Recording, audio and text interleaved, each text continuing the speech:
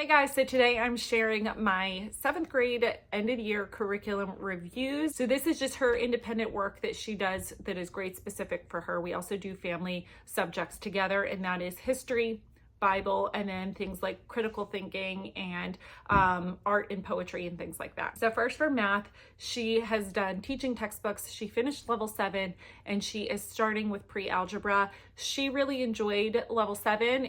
I did a top favorite curriculum for this year for my kids, and that was one of her favorites. It's all online. The lessons are online, the questions, answers, everything is online. Now they do give you an option for showing your work on like a scratch pad, which is online as well. She prefers to do a pencil and paper, and so she does it that way, but everything else is online. You can do either or, and then the grading and everything, they send you a report every day to your email as the parent, so you can check their progress. Parents, you do have access to their grade book, and you can go in and see the answer key and see all of that. It's done really, really well. This is our 3rd year doing teaching textbooks, and so she's just enjoyed it. She's going to do pre-algebra as well. Along with math, she's done 7th grade math minutes. This is 100 minutes to better basic skills. So she just does 1 page a day. Very simple. She checks the answers in the back because there's a little answer key, so she checks them herself, and if she gets something wrong, she lets me know, or she doesn't let me know, but she kind of grades herself. She checks her average just to see what her average is, and then if she does have any questions, like it hasn't been covered yet in her teaching textbooks math, she'll ask me. And then she'll, because sometimes scope and sequence is a little bit different. This, again, it's not a curriculum. This is just some extra math practice that she does. Next, she has Wordly Wise level 7. She has done Wordly Wise since I think 3rd or 4th grade. She really enjoys it. There's about 20 lessons in here, and it goes over vocabulary words. So for example, she would have about 15 vocabulary words.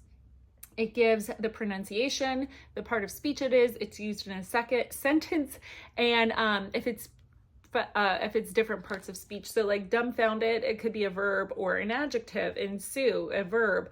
So it gives different types of parts of speech. And then it's going to do find the meanings. So she can rewrite these sentences. I don't have her do all of that. I just keep it simple and say just circle which ones are supposed to go together. It's like match up the sentence that makes sense, the little section of the sentence that makes sense, match that up. The next one is just the right word. What vocabulary word are they looking for? Applying the meanings, word synonyms. And then they always end with vocabulary in context. So they will do an entire reading excerpt and include the bold words are the vocabulary words. So they will read that, and then they will have 15 questions that will basically summarize and recap, do a reading comprehension on it. But the thing is that some of the words their vocabulary words are used in the question, and then sometimes they're not. So they have to figure out what vocabulary word are they looking for. So they not only have to know the right answer, but they have to know what vocabulary word are they looking for that would fit this answer. So it can be a little bit tricky, but she does really well with these. We do them orally. I don't have her write it down. We just do it out loud, and it makes it go a little bit quicker, so she's not writing down 15 sentences. So that's Wordly Wise. She enjoys it. She likes it. She wants to keep going next year. I also always get the answer key just so it's a lot quicker. And this year she has started pretty much grading all of her own work. That started because in co-op with her science, they have to grade their own, not their tests or anything like that, but they have to grade their own homework. And if it's incorrect, they have to write in the correct answer. She has started grading her own work, and I don't mind that. I trust her. I know she's not just going to completely skip. Like, I know she's not just going to write in all the answers or anything like that. So she just grades it, and it makes it a lot easier when you have the answer key for you as the parent who's checking it. So especially if you have multiple kids. Next, we have writing and grammar through BJU Press.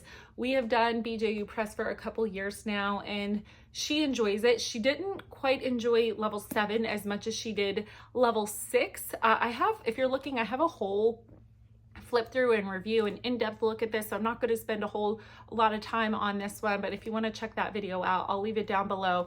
But it alternates between like grammar and writing chapters. This one had more grammar chapters than writing chapters.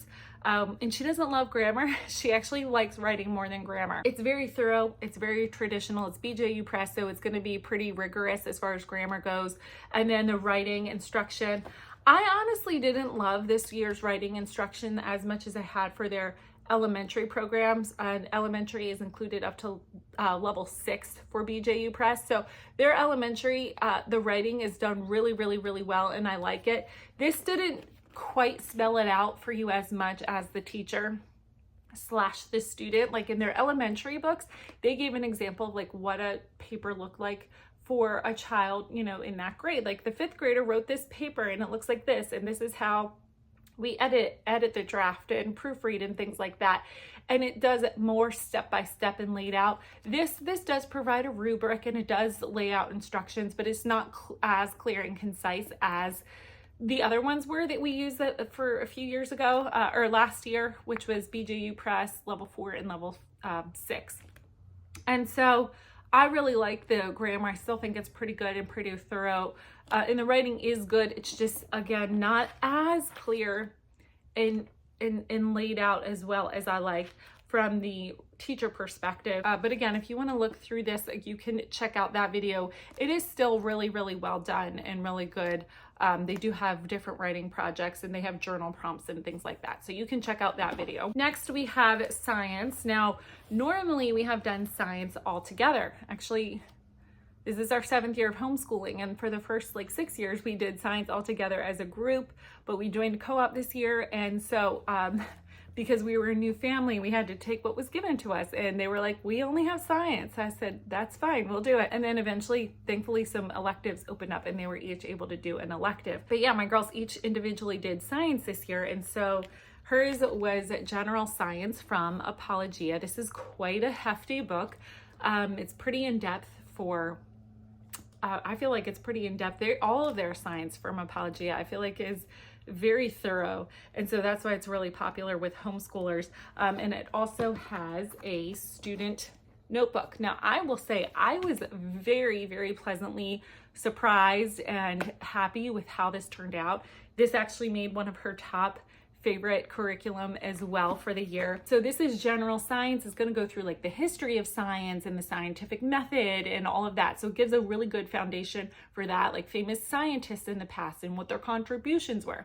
And then it gets into it. So it's going to study like earth science. So it's going to be like oceanography, geology, meteorology, and then it's also doing a little bit of physics, a little bit of biology. So it's going to cover everything. As the name implies, it's general science. I feel like they got a really good look at it. And then with the student notebook here, it's going to do, they have labs, there's all different modules. They have to do lab reports and lab write-ups. So this is very, very in-depth. They weren't required to do every single page, but they were required to do a good bit of it. I mean, this thing is like 500 pages. So this is very in-depth. I personally don't think, I haven't read, but I don't think Apologia intends you to do every page. I think they just put a lot there and then pick and choose what works best for your child and what works best for you. But there's science experiments, there's different activities. There's so much in this. Now, again, I didn't do this with her because her science teacher, you know, is going to be leading that, but she really, really enjoyed it. She did a hypothesis every week and a lab report and lab write-up. She took notes in class. So this has really stepped up her science game as far as,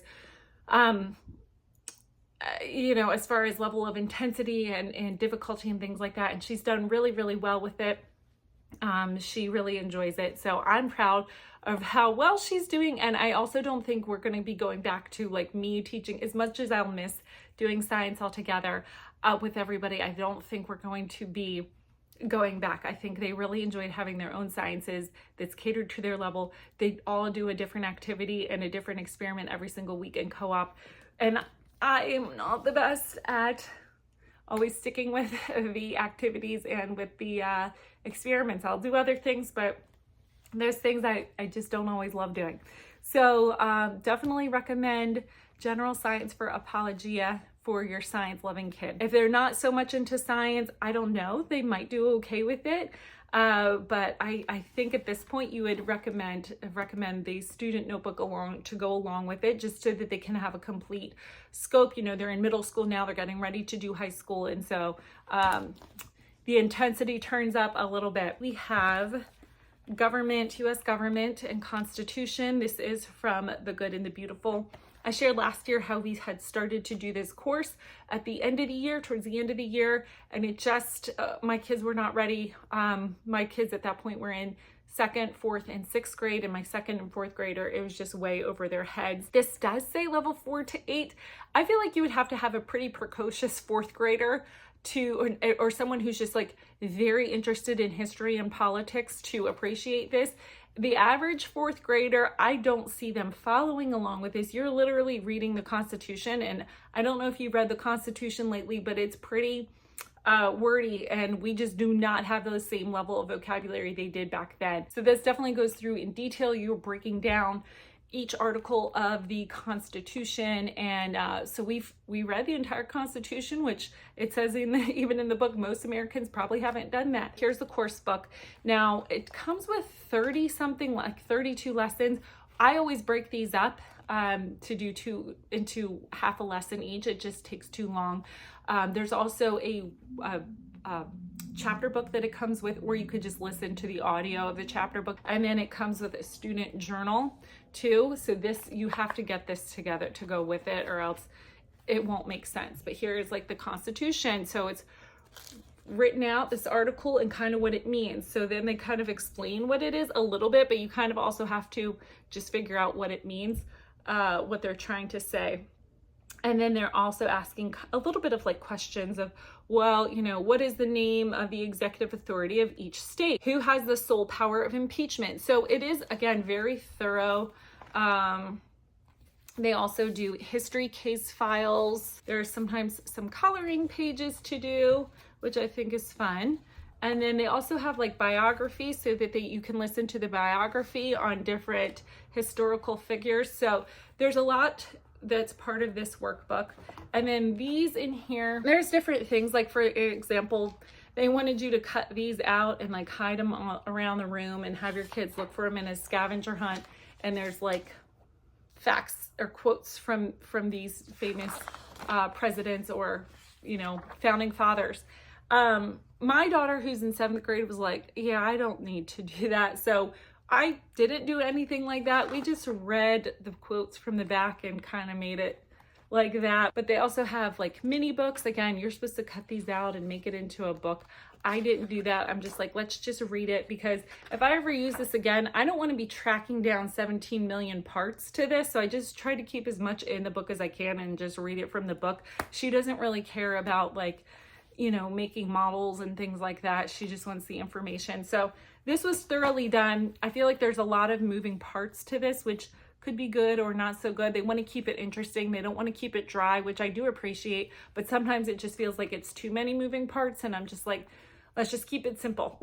We're not cutting, we're not pasting, we're not hiding and doing all of that. Let's just read the information and move along. And she agrees with me. If she wanted to do all that, I would for her, but she's like, no, let's just go. So we're kind of similar in that aspect, but we enjoy it. She likes it. And again, I think definitely more middle school. Even my 5th grader reading that now, it would still be too above her head and just like she wouldn't be interested. Definitely middle school would be my recommendation for that. So a couple things that I forgot. These are her books that she read for the year that I'll go over in a second. And then this is Building Writing Skills from the Critical Thinking Company, Essential Tips and Techniques. So this is a kind of a short book. She finished it pretty quickly.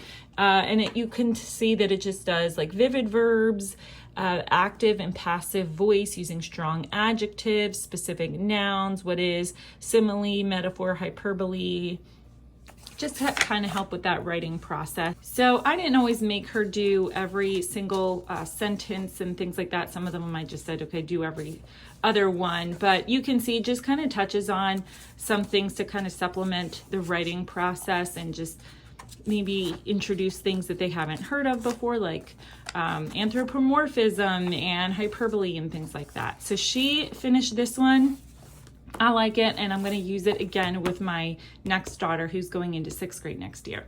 And then we have her reading that she did. I didn't do like a specific literature curriculum, formal or anything, but these were the readers that went along with our Sunlight history. We're doing modern American history. So she read The Story of Harriet Tubman, Freedom Train, Turn Homeward, Hannah Lee, Shades of Gray, Sing Down the Moon, Roll of Thunder, Hear My Cry. I read this one along with her. Thimble Summer, Gone Away Lake, Plain Girl, The 17th Swap, Henry Reed, Inc. She's reading this one currently. She said this one's really boring. She's like, I know, because I will just like assign her these, and I'll do a whole review on our thoughts and all that when I talk about Sunlight. But overall, the consensus is, I know sometimes I complain. She's like, but I actually end up liking all the books. She said, except this one, she doesn't like this one. And then she is going to finish up with Insignificant Events in the Life of a Cactus. And then just for some of her not electives, but like activities, extracurricular activities, we're doing co-op. She did, what did she do at co-op? Cooking and baking. She did that one semester and she really enjoyed that. And then this semester, she's doing drama, which they not only are doing like a little play, but they're doing like improv and things like that. So it's kind of helping her public speaking skills, which I really appreciate. And she's really enjoying it and having so much fun. So she's doing that once a week at co-op.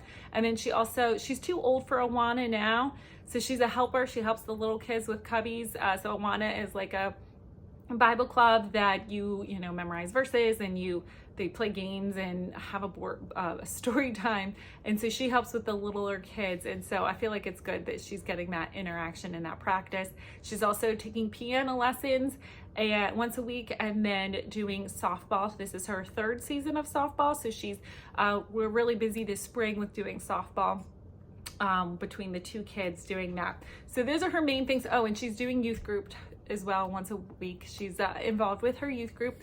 And so that's pretty much it. I'm trying to think if there's anything else. Nope, that's it. Again, we have like history and Bible and things like that, but we do all that together as a group. So let me know if you have any questions. Leave them down below in the comments. You can like this video if you found it helpful, or subscribe to my channel if you want to find more homeschool videos just like this.